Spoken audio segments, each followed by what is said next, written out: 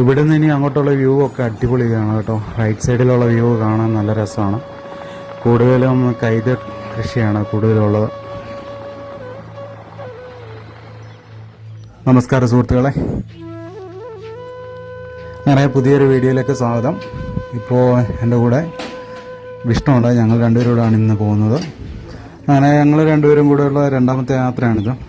അപ്പം അതുപോലെ ഞാൻ കുറച്ചൊന്ന് ലേറ്റായി. അപ്പോൾ വിഷ്ണു നോക്കിക്കായിരുന്നു. ഓക്കെ, ഞങ്ങളിപ്പോൾ തിരിച്ചിട്ടുണ്ട്. എവിടേക്കാണ് പോകുന്നതെന്നുള്ളത് നമുക്ക് വഴിയേ പറയാം. ഇത് ഞങ്ങളുടെ ഗ്രാമമാണ് ആറന്മുള. മഹാഭാരതത്തിൻ്റെ പൊടിപടലങ്ങൾ ഇന്നും കാറ്റിൽ പറക്കുന്ന ഒരു ഗ്രാമം. കുരുക്ഷേത്ര യുദ്ധത്തിന് ശേഷം അർജുനന്റെ മനസ്സ് സമാധാനം തേടി അലഞ്ഞു.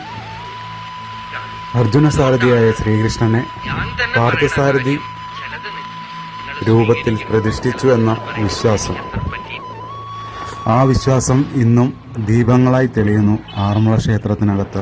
അവിടെ തൊഴാൻ ചെല്ലുമ്പോൾ തൈല വിളക്കുകളുടെ പ്രകാശം, ചന്ദനത്തിൻ്റെ സുഗന്ധം, ചെണ്ടമേളത്തിൻ്റെ അലയൊലികൾ ഇവയെല്ലാം ചേർന്നപ്പോൾ ഒരു ക്ഷേത്രത്തിനകത്ത് വെറുതെ ഒരു മനുഷ്യൻ കടക്കുകയല്ല, ഒരു കാലഘട്ടത്തിലേക്കാണ് നാം പ്രവേശിക്കുന്നത്.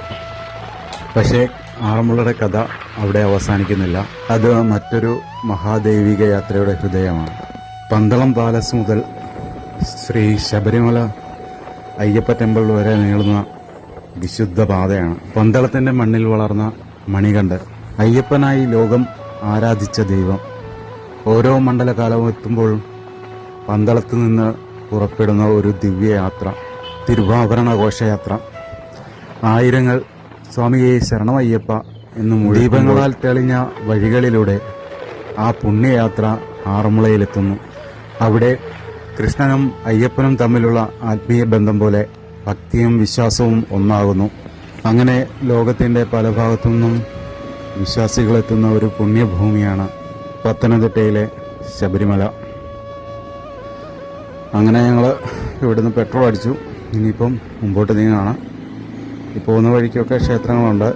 ഈ വഴിയെല്ലാം അയ്യപ്പന്മാർ പോകുന്ന വഴികളാണ് കേട്ടോ. ഓരോരോ നാടുകൾ കടന്നാണ് നമ്മളിങ്ങോട്ട് വന്നത്. ഞങ്ങളിവിടെ കരകൾ എന്നാണ് പറയുന്നത്. ഓരോ കരകൾക്കും ഓരോ വള്ളം വെച്ച് കാണും. ഈ പമ്പാ നദിയുടെ തീരത്ത് കിടക്കുന്ന എല്ലാ നാട്ടിലും ഓരോ വള്ളം കാണും. ആറന്മുളയുടെ പൈതൃകമായ ആറന്മുള വള്ളംകളി വളരെ പ്രസിദ്ധമാണ്. റാന്നി റോഡിലേക്ക് കയറിയ കാണാനുള്ള. ഇവിടുന്ന് റൈറ്റ് പോയി കഴിഞ്ഞാൽ നമുക്ക് പത്തനംതിട്ട പോകാം. നമ്മളിപ്പോൾ പോകുന്നത് റാന്നി എരുമേലി റൂട്ടാണ് പോകുന്നത്. കേരളത്തിലെ റിസർവ് ഫോറസ്റ്റ് 35 എണ്ണമുണ്ട്. ഇതിൽ റാന്നിയുടെ ഒരു പ്രത്യേകത എന്ന് പറഞ്ഞു കഴിഞ്ഞാൽ ഇവിടുത്തെ വനപ്രദേശം ഏകദേശം 1050 ചതുരശ്ര കിലോമീറ്ററാണ്. ഏറ്റവും കൂടുതൽ വിസ്തൃതിയുള്ള ഒരു വനപ്രദേശം കൂടാണ്. പ്ലാച്ചേരി ജംഗ്ഷനാണ്.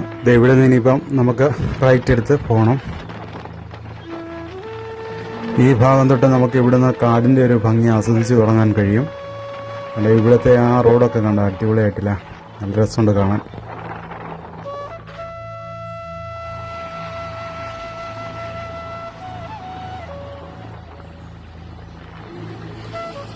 ഇവിടെ ഫോറസ്റ്റിൻ്റെ ഒരു ഓഫീസൊക്കെ ഉണ്ട്. ഇവിടെ ലെഫ്റ്റ് സൈഡിൽ. ഇവിടെ താഴെ ഒരു കള്ള് ഷാപ്പുണ്ട്. രുചിയിടം എന്നാണ് പേര്. ഈ വഴി കാണാൻ വളരെ പ്രത്യേക ഒരു ഭംഗിയാണ് കേട്ടോ. ഇവിടുന്ന് രണ്ട് സൈഡിലും മരങ്ങളും കാടുകളുമായിട്ട് ഇങ്ങനെ നിറഞ്ഞു നിൽക്കുന്ന ഒരു കാഴ്ച കാണാൻ പറ്റും. നമ്മുടെ നാടിൻ്റെ ഭംഗി എല്ലായ്പ്പോഴും നമുക്ക് പ്രിയമായിരിക്കും. അങ്ങനെ നമ്മൾ യാത്ര ചെയ്യുമ്പോൾ അറിയാൻ പറ്റും പല നാട്ടിലും പല രീതിയിലാണ് കാഴ്ചകൾ. അവിടുത്തെ മനുഷ്യരുടെ രൂപവും ഭാവവും വ്യത്യാസമുണ്ട്, ഭാഷയിൽ വ്യത്യാസമുണ്ട്, സ്ലാങ്ങിലുള്ള വ്യത്യാസങ്ങളുണ്ട്. അങ്ങനെ വിഭിന്നമായ പല സാംസ്കാരിക തലങ്ങളിലൂടെ സഞ്ചരിക്കുന്ന മനുഷ്യനെ നമുക്ക് എല്ലായിടത്തും കാണാൻ കഴിയും. ഇന്നും മാറാത്തതായിട്ടുള്ളത് പ്രകൃതി മാത്രമാണ്. ഈ റോഡിൻ്റെ ഇരുവശങ്ങൾ നോക്കിയാൽ അറിയാൻ പറ്റും അത്. കാരണം ഇവിടെ എല്ലാം പ്ലാസ്റ്റിക്കും വേസ്റ്റും എല്ലാം കൊണ്ട് തട്ടിയേക്കാണ്. എൻ്റെ അഭിപ്രായത്തിൽ ഇതിന് നല്ലൊരു പരിഹാരം കാട് തുടങ്ങുന്നിടത്ത് നമുക്ക് ഒരു വേസ്റ്റ് ബിൻ സ്ഥാപിക്കണം. ഉള്ളിലേക്ക് പോകുമ്പോൾ അതൊരു വാഹനത്തിലാണെന്നുണ്ടെങ്കിൽ കാട്ടിലെ പക്ഷിമൃഗാദികളൊക്കെ ഒന്നും കടന്നു വരാൻ പറ്റാത്ത രീതിയിൽ ഒരു അടച്ചുറപ്പിച്ച പ്രത്യേകം നിർമ്മിച്ച വാഹനമാണെന്നുണ്ടെങ്കിൽ അതിൽ സുരക്ഷിതമായിട്ട് സാധനം ഇരിക്കുകയും ചെയ്യും. സുരക്ഷിതമായിട്ട് നമുക്ക് ആഴ്ചയിൽ ഒരിക്കൽ ഇതുകൊണ്ട് സംസ്കരിക്കാനും പറ്റും. കൂടുതലും കണ്ടുവരുന്ന വേസ്റ്റ് എന്ന് പറഞ്ഞാൽ ഡയപ്പറാണ്. ഇത് നിസ്സാരമായിട്ട് നമുക്ക് വീട്ടിൽ തന്നെ അത് ഡിസ്പോസ് ചെയ്യാൻ പറ്റുന്ന ഒരു കാര്യമാണ്. കുറച്ച് ഉപ്പുണ്ടെന്നുണ്ടെങ്കിൽ അത് കീറി ഒന്ന് ഉപ്പിട്ട് വെച്ച് കഴിഞ്ഞാൽ അതിനകത്തുള്ള ആ ജെല്ലെല്ലാം അങ്ങ് പോകും, അത് വെള്ളമാകും. പിന്നെ അത് കത്തിച്ച് കളഞ്ഞാൽ മതി. ഇത്രയുള്ള സംഭവം. ഇത് കൊണ്ട് അവിടെ ഇവിടെ എല്ലാം കൊണ്ട് തട്ടിയേക്കല്ല. അങ്ങനെ കാടിനെ സംരക്ഷിക്കുകയാണെന്നുണ്ടെങ്കിൽ നമുക്കും അത് ഗുണം ചെയ്യും. അപ്പോൾ ഈ കാണുന്ന വഴികളൊക്കെ നാളെ അതിമനോഹരമായി വൃത്തിയായിട്ട് കിടക്കും. ഇപ്പോൾ നമ്മളിപ്പോൾ എത്തിയേക്കുന്നത് എരുമേലിയിൽ എത്തിയിട്ടുണ്ട്. എരുമേലി അടുത്തു. കുറച്ചുകൂടി മുമ്പോട്ട് ചെല്ലുമ്പോൾ നമുക്ക് അയ്യപ്പ ക്ഷേത്രം കാണാൻ പറ്റും. ലെഫ്റ്റ് സൈഡിലെ ഗോപുരത്തിന് മുകൾ വശം കാണാൻ എന്താണ് ഇത്. ഇവിടുന്ന് അകത്തോട്ട് നോക്കിക്കഴിഞ്ഞാൽ അമ്പലം കാണാൻ പറ്റും. ഇവിടെ എഴുതി വെച്ചിട്ടാണ് ദത്തമസി എന്ന്. ഇവിടാണ് അയ്യപ്പന്മാർ വാവരുവള്ളിയുടെ അവിടുന്ന് ഇത് പുള്ളിയൊക്കെ കുത്തി പേട്ട തുള്ളി പോകുന്നത്. മണ്ഡലകാലത്ത് ആ സമയത്ത് ഇവിടെ എല്ലാം ഈ റോഡെല്ലാം നല്ല തിരക്കിലായിരിക്കും. അയ്യപ്പന്മാരെ കൊണ്ട് നിറഞ്ഞിരിക്കും ഈ ഭാഗമെല്ലാം. ഇവിടെ തന്നെയാണ് വാവരുവള്ളി. ഇവിടെ ലെഫ്റ്റ് സൈഡിൽ കാണുന്നതാണ് വാവരുവള്ളി കേട്ടോ. നോക്കി ഇവിടുന്ന് റൈറ്റാണ് പോകേണ്ടത്. നമ്മൾ പോകുന്നത് ചാർലി പോയിന്റ് കാണാൻ വേണ്ടിയാണ് കേട്ടോ. ഇത് ദിണ്ടിഗൽ മേൽ ആ ഭാഗത്താണ് നമ്മൾ പോകുന്ന റൂട്ട്. ഇതാണ് ദിണ്ടിഗൽ തേനിയൂർ റൂട്ടാണ്. ഇനി 1 മണിക്കൂറോളം സമയമുണ്ട് കേട്ടോ അവിടെ ചെല്ലണമെന്നുണ്ടെങ്കിൽ.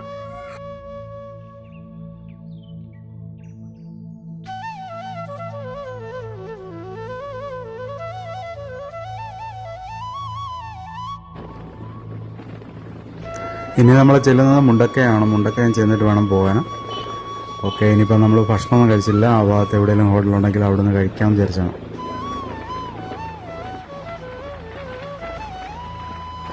ഈ ഭാഗങ്ങളിലെല്ലാം നമുക്ക് കൂടുതലും തേക്കുകൾ കാണാൻ പറ്റും കേട്ടോ. തേക്കും പോട്ടെ, റബ്ബറാണ് കൂടുതലും കൃഷി ചെയ്തിരിക്കുന്നത് ഇവിടെ.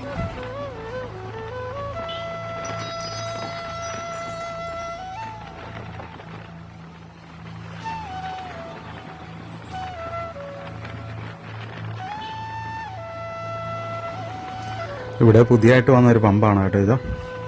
ആദ്യമായിട്ട് കാണാം കേട്ടോ. ഈ ഭാഗത്തൂടെ യാത്ര ചെയ്യുമ്പോൾ നല്ലൊരു തണുപ്പ് കിട്ടുന്നതാണ് കേട്ടോ. ഇവിടെ നല്ല കാലാവസ്ഥയാണ് ഈ ഭാഗം.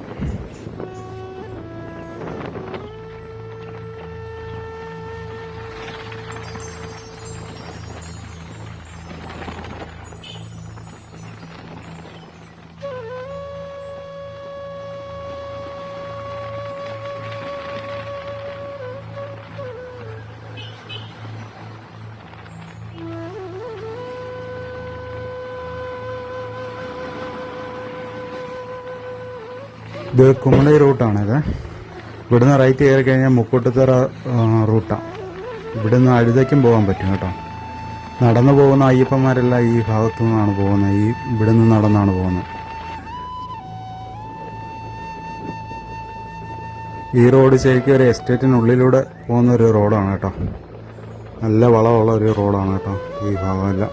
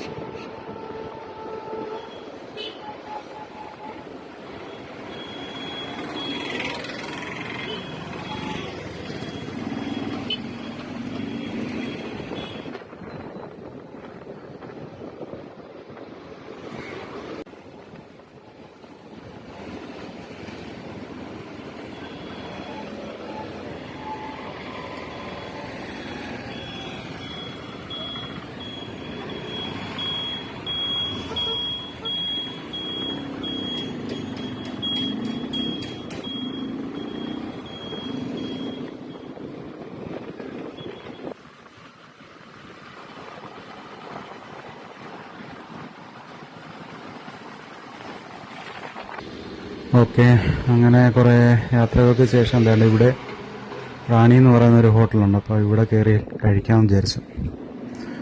ഭക്ഷണം കഴിഞ്ഞ് ഞങ്ങളിപ്പം തിരിച്ചു. ഇനിയിപ്പം കയറ്റമാണ്, ഇവിടുന്ന് അങ്ങോട്ട് കയറ്റമാണ്. ഇവിടുന്ന് റൈറ്റ് പോയി കഴിഞ്ഞാൽ വള്ളിയങ്കാവ് ദേവീക്ഷേത്രമാണ് കേട്ടോ. അറിയായിരിക്കും, പലർക്കും അറിയാവുന്ന സ്ഥലമാണ്.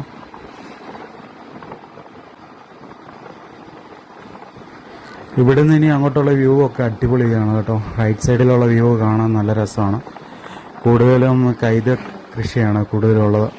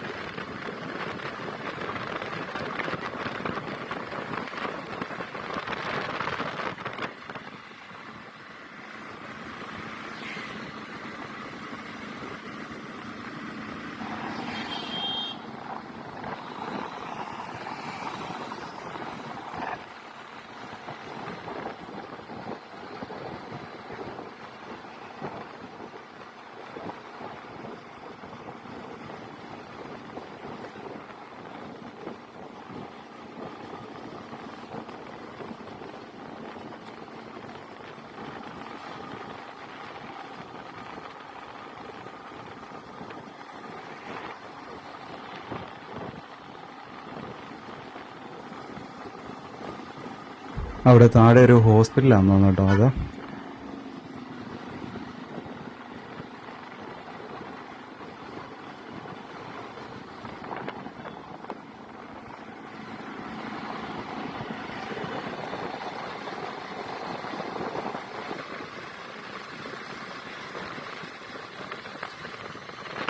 യാത്രയുടെ ബാക്കി ഭാഗമായി അടുത്ത വീഡിയോയിൽ കാണാം കേട്ടോ.